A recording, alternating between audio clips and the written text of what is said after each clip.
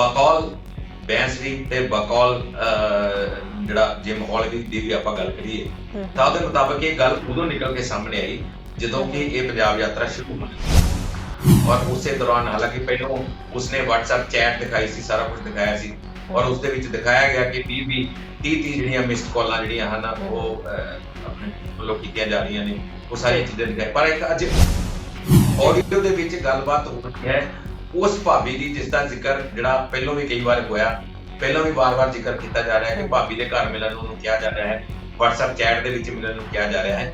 ਉਸ ਭਾਬੀ ਨਾਲ ਜਿਹੜੀ ਗੱਲਬਾਤ ਹੈ, ਜਿਹੜੀ ਕਥਿਤ ਤੌਰ ਤੇ ਜਿਹੜੀ ਵਿਕਟਮ ਲੇਡੀ ਹੈ ਤੇ ਅਕਾਲੀ ਦਲ ਜਿਹੜਾ ਵਾ ਉਹ ਬਿਲਕੁਲ ਫਰੰਟ ਫੁੱਟ ਤੇ ਹੋ ਕੇ ਲੜਾਈ ਲੜ ਰਿਹਾ ਹੈ ਔਰ ਅੱਜ ਸਾਰਾ ਦਿਨ ਬਿਆਨਾਤ ਜਿਹੜੇ ਉਹਨਾਂ ਦੇ ਆਉਂਦੇ ਰਹੇ ਕਿ ਇਹ ਸਰਕਾਰ ਜਿਹੜੀ ਹੈ ਉਹ ਮਿਲੀ ਭੁਗਤ ਹੈ ਬੈਂਸ ਨਾਲ ਔਰ ਇਹ ਕਿਉਂ ਨਹੀਂ ਦਰਜ ਕੀਤਾ ਜਾ ਰਿਹਾ ਹੈ।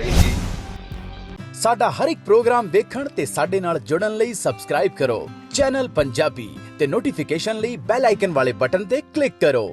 ਸਤਿ ਸ਼੍ਰੀ ਅਕਾਲ ਜੀ and good morning to all. ਕੀ ਹਾਲ ਚਾਲ ਹੈ ਸਾਰਿਆਂ ਦਾ?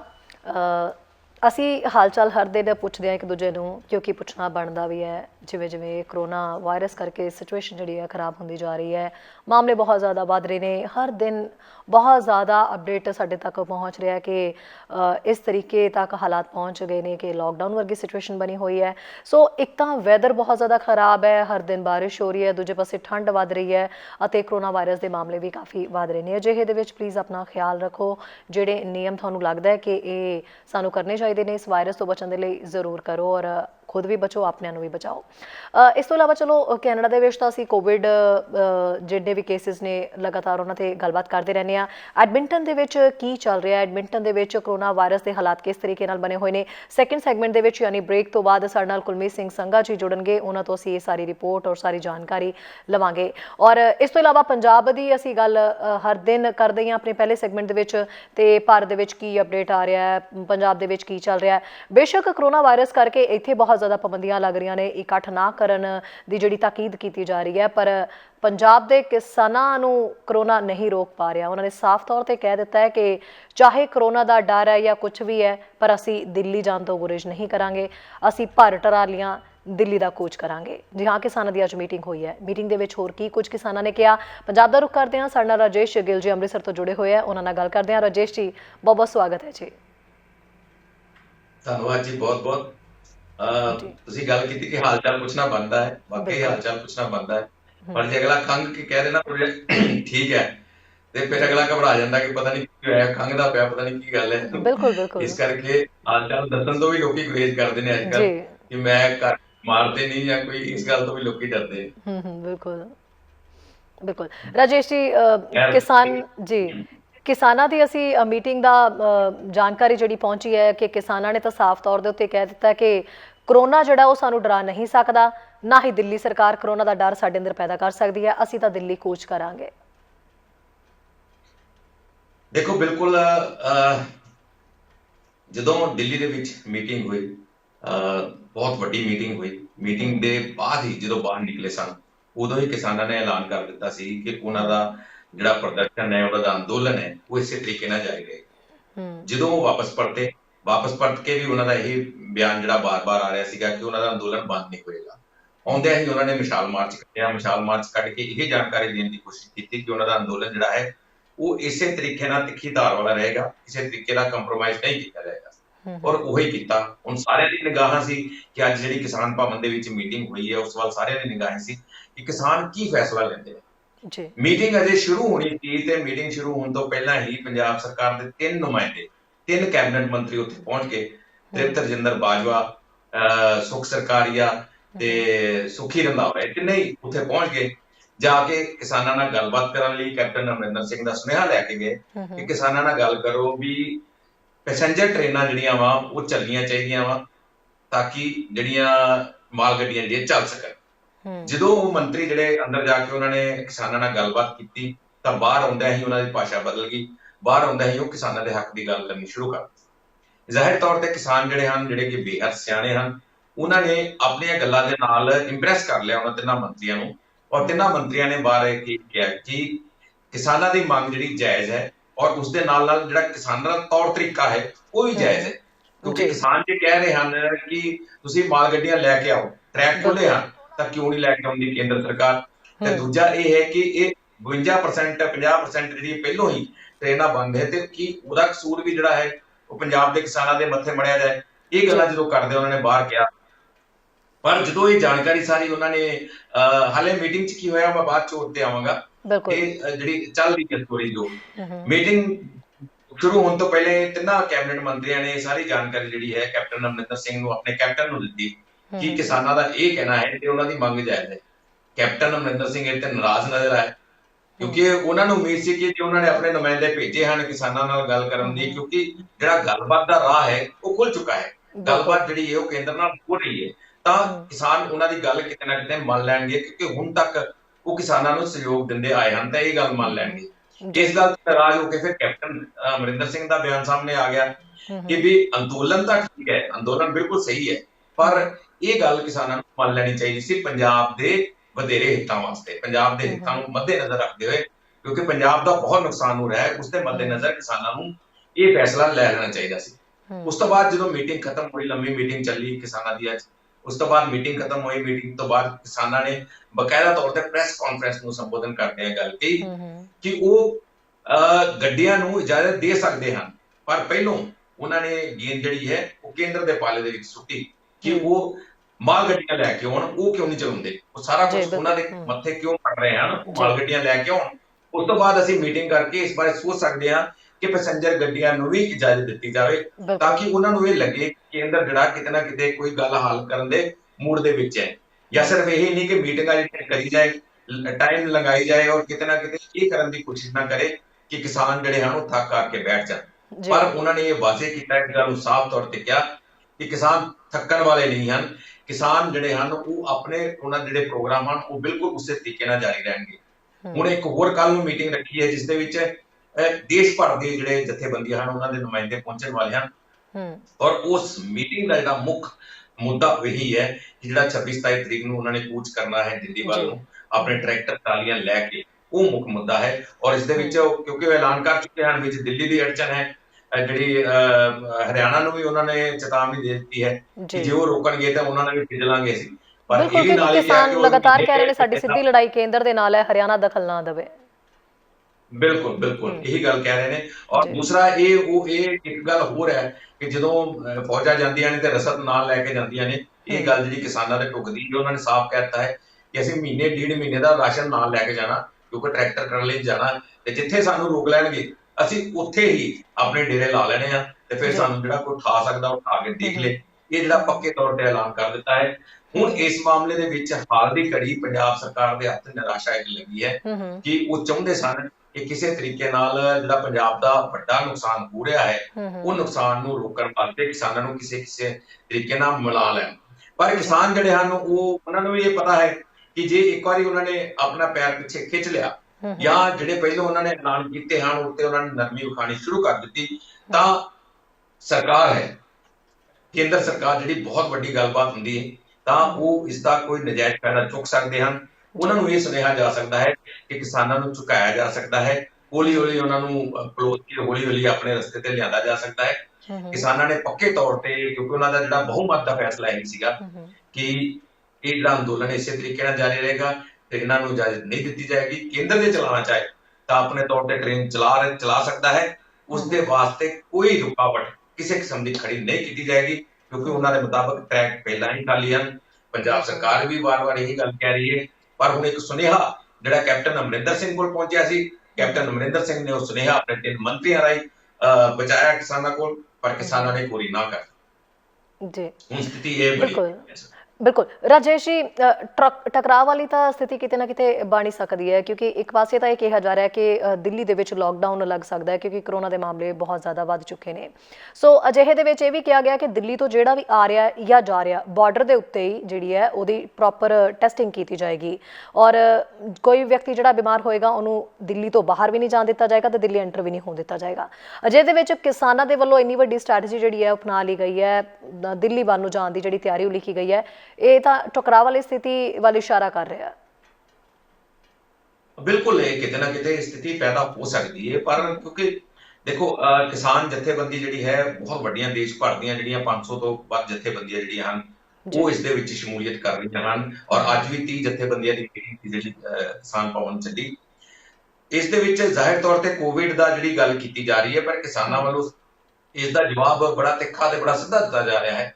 ਉਹ ਇਹ ਜਵਾਬ ਦਿੱਤਾ ਜਾ ਰਿਹਾ ਹੈ ਕਿ ਜੇ ਉਹਨਾਂ ਨੇ ਪੰਜਾਬ 'ਚ ਕਿਸਾਨ ਕਰੋਨਾ ਤੋਂ ਨਹੀਂ ਡਰੇ, ਉਸ ਵੇਲੇ ਜਦੋਂ ਕਰੋਨਾ ਆਪਣੇ ਪੀਕ ਤੇ ਦੱਸਿਆ ਜਾ ਰਿਹਾ ਸੀ ਉਦੋਂ ਨਹੀਂ ਡਰੇ, ਉਹਨਾਂ ਨੇ ਪੰਜਾਬ ਤੋਂ ਕਰੋਨਾ ਭਜਾਇਆ। ਹੁਣ ਉਹਨਾਂ ਦਾ ਕਹਿਣਾ ਕਿ ਉਹਨਾਂ ਨੂੰ ਦਿੱਲੀ ਜਾਣ ਦਿਓ, ਹੁਣ ਉਹ ਦਿੱਲੀ 'ਚੋਂ ਕਰੋਨਾ ਭਜਾ ਕੇ ਦਿਖਾਉਣਗੇ।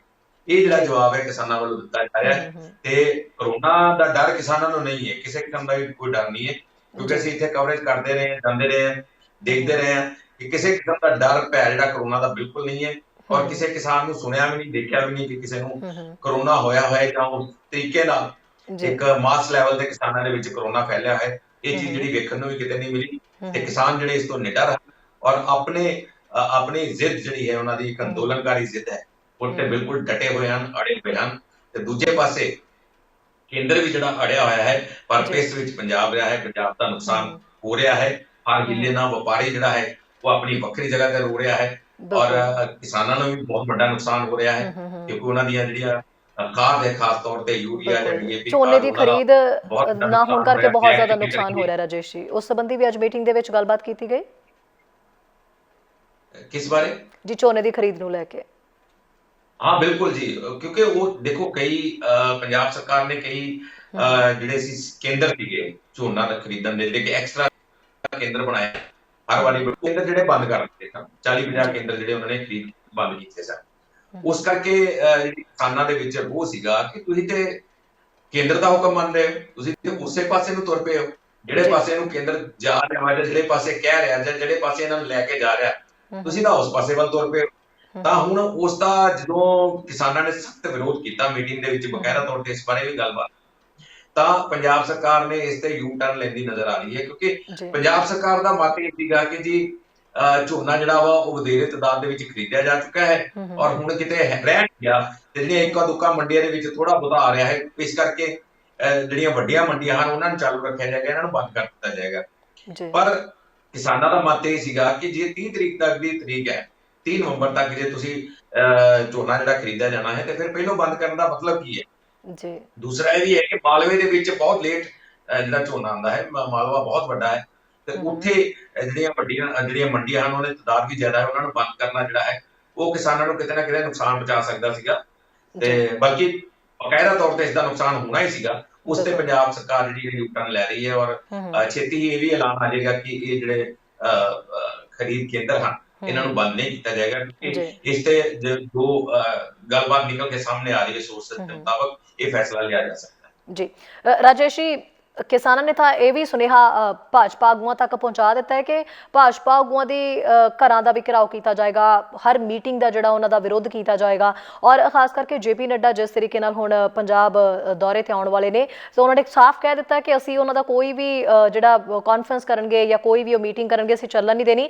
ਜੋ ਆਨਲਾਈਨ ਕਰ ਦੇਣ ਤਾਂ ਕਹਿੰਦੇ ਫਿਰ ਅਸੀਂ ਕੁਝ ਕਰ ਨਹੀਂ ਸਕਦੇ, ਪਰ ਅਦਰਵਾਈਜ਼ ਅਸੀਂ ਸਾਰੀ ਰੁਕਾਵਟ ਜਿਹੜੀ ਆ ਉਹ ਪਾਵਾਂਗੇ। ਅਸੀਂ ਜੇਪੀ ਨੱਡਾ ਦੀ ਕੋਈ ਰੈਲੀ ਕੋਈ ਮੀਟਿੰਗ ਨਹੀਂ ਹੋਣ ਦੇਣੀ। ਬਿਲਕੁਲ ਜੀ, ਕਿਸਾਨਾਂ ਨੇ ਵਾਰ-ਵਾਰ ਇਹ ਗੱਲ ਕੀਤੀ ਹੈ ਔਰ ਸਭ ਤੋਂ ਪਹਿਲਾਂ ਇਹ ਦੱਸਦੇ ਆ ਕਿ ਕੱਲ ਜੋ ਉਹਨਾਂ ਨੇ ਵਰਚੁਅਲ ਉਦਘਾਟਨ ਕਰਨੇ ਸਨ, ਜੋ ਆਨਲਾਈਨ ਹੋ ਕੇ ਉਦਘਾਟਨ ਕਰਨੇ ਸਨ, ਉਹ ਪ੍ਰੋਗਰਾਮ ਜਿਹੜੇ ਹਨ ਉਹ ਪੋਸਟਪੋਨ ਕਰ ਦਿੱਤੇ ਗਏ ਹਨ ਕਿਉਂਕਿ ਕੋਈ ਫਾਰਮਰ ਗਵਰਨਰ ਨੇ ਮ੍ਰਿਦੁਲਾ ਉਹਨਾਂ ਦੀ ਅਚਾਨਕ ਉਹਨਾਂ ਦਾ ਦੇਹਾਂਤ ਹੋ ਗਿਆ। ਉਸ ਤੋਂ ਬਾਅਦ ਉਹ ਜਿਹੜੇ ਪ੍ਰੋਗਰਾਮਾਂ ਉਹ ਸਥਗਿਤ ਕਰ ਦਿੱਤੇ ਗਏ ਹਨ ਤੇ ਹੁਣ ਅੱਗੋਂ ਆਉਣ ਦੀ ਫੇਰੀ ਬਾਰੇ ਜਾਂ ਜਿਹੜਾ ਪੰਜਾਬ ਆਉਣ ਦੇ ਬਾਰੇ ਹਜੇ ਕੋਈ ਡੇਟ ਨਿਸ਼ਚਿਤ ਨਹੀਂ ਕੀਤੀ ਗਈ ਕਿ ਕਦੋਂ ਉਹਨਾਂ ਨੇ ਆਉਣਾ ਹੈ।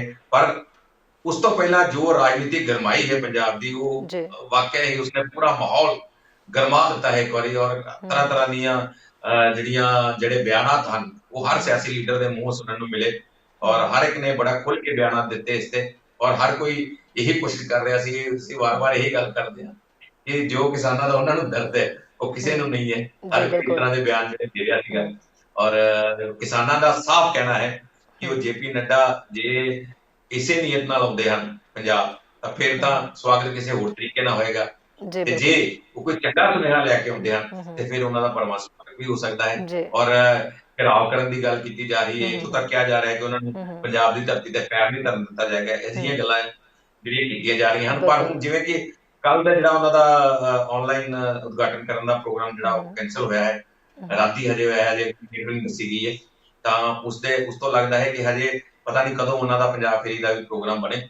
ਤਾਂ ਉਸ ਦੇ ਉੱਤੇ ਜਿਹੜੀ ਸਿਆਸਤ ਹੈ ਉਹ ਕਾਫੀ ਡਿਪੈਂਡ ਹੈ ਜੀ। ਅੱਜ ਕੈਬਨਿਟ ਮੀਟਿੰਗ ਵੀ ਰਾਜੇਸ਼ ਜੀ ਹੋਈ, ਉਸ ਵਿੱਚ ਕੀ ਖਾਸ ਰਿਹਾ ਜੀ?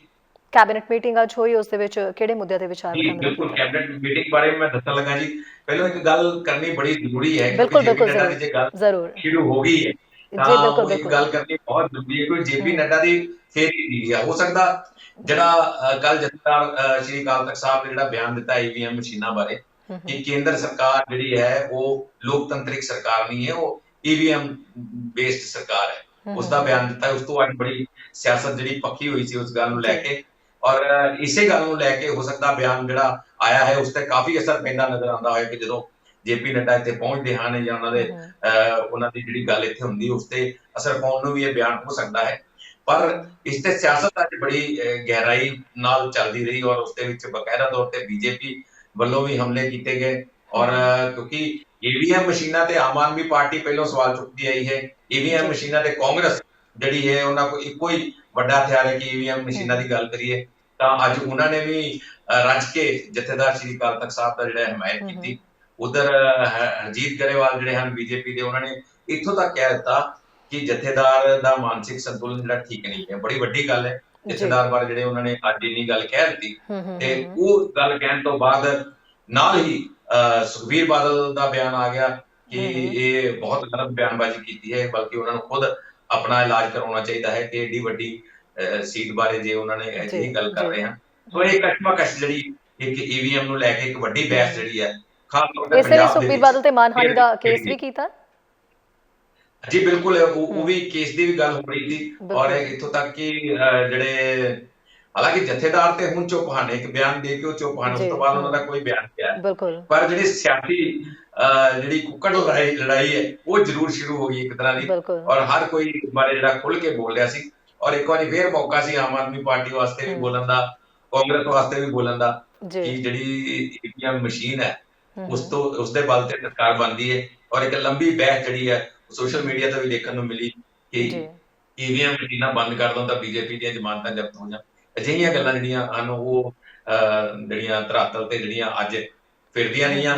ਔਰ ਇਸ ਦੇ ਨਾਲ ਨਾਲ ਫਿਰ ਉਹ ਗੱਲਾਂ ਪੁਰਾਣੀਆਂ ਕਿ ਕੁਝ ਸਟੇਟਸ ਦੇ ਵਿੱਚ ਜੇ ਕਾਂਗਰਸ ਜਿੱਤੀ ਹੈ ਤਾਂ ਉਦੋਂ ਈਵੀਐਮ ਕਿੱਥੇ ਸੀ।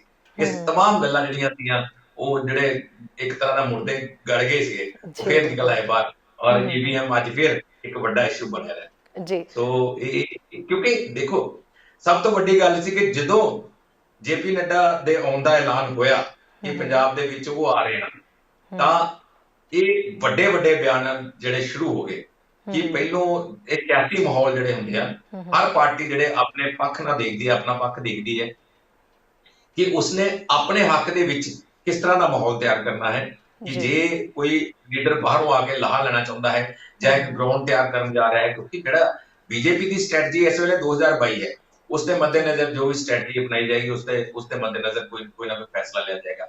ਔਰ ਹਰ ਕੋਈ 2022 ਦੇਖ ਰਿਹਾ ਹੈ, ਕਿਹੜਾ ਪੋਲੀਟੀਕਲ ਲੀਡਰ ਹੈ ਜਿਹੜਾ 2022 ਨਹੀਂ ਦੇਖ ਰਿਹਾ। ਹਰ ਇੱਕ ਦਾ ਨਿਸ਼ਾਨਾ ਇਹੀ ਹੈ ਔਰ ਉਸਦੇ ਉਹੀ ਉੱਤੇ ਹੀ ਸਾਰੀ ਰਾਜਨੀਤੀ ਹੋ ਰਹੀ ਹੈ, ਭਾਵੇਂ ਉਹ ਕਿਸਾਨ ਹੋਣ, ਭਾਵੇਂ ਈਵੀਐਮ ਹੋਏ, ਭਾਵੇਂ ਉਹ ਜਥੇਦਾਰ ਦਾ ਬਿਆਨ ਹੋਏ ਜਾਂ ਕੁਝ ਵੀ ਹੋਏ। ਇਹ ਤਮਾਮ ਚੀਜ਼ਾਂ ਜਿਹੜੀਆਂ ਹਨ 2022 ਦੇ ਮੱਦੇਨਜ਼ਰ ਹੀ ਜੀ ਬਿਲਕੁਲ। ਖੈਰ ਰਾਜੇਸ਼ ਜੀ, ਅਸੀਂ ਸਾਰੇ ਜਾਣਦੇ ਹਾਂ ਕਿ ਸੁਖਬੀਰ ਬਾਦਲ ਕੋਈ ਨਾ ਕੋਈ ਅਜਿਹੀ ਟਿੱਪਣੀ ਕਰ ਹੀ ਦਿੰਦੇ ਨੇ ਕਿ ਉਹਨਾਂ ਦੇ ਖਿਲਾਫ ਬੜੇ ਬਿਆਨਬਾਜ਼ੀ ਹੋਣ ਲੱਗ ਜਾਂਦੀ ਹੈ। ਹਾਲ ਹੀ ਦੇ ਵਿੱਚ ਜਿਸ ਤਰੀਕੇ ਨਾਲ ਮਾਨਹਾਨੀ ਦੇ ਕੇਸ ਦਾ ਵੀ ਜਿਹੜਾ ਫੇਸ ਕਰ ਰਹੇ ਨੇ ਸੁਖਬੀਰ ਬਾਦਲ। ਖੈਰ ਇਹ ਤਰ੍ਹਾਂ ਹੀ ਸੁਖਬੀਰ ਬਾਦਲ ਦੀ ਪੰਜਾਬੀ ਸਿਆਸਤ ਦੇ ਵਿੱਚ ਅੱਜ ਕੱਲ੍ਹ ਸਿਮਰਨਜੀਤ ਸਿੰਘ ਬੈਂਸ ਵੀ ਨਿਸ਼ਾਨੇ ਤੇ ਆਏ ਨੇ।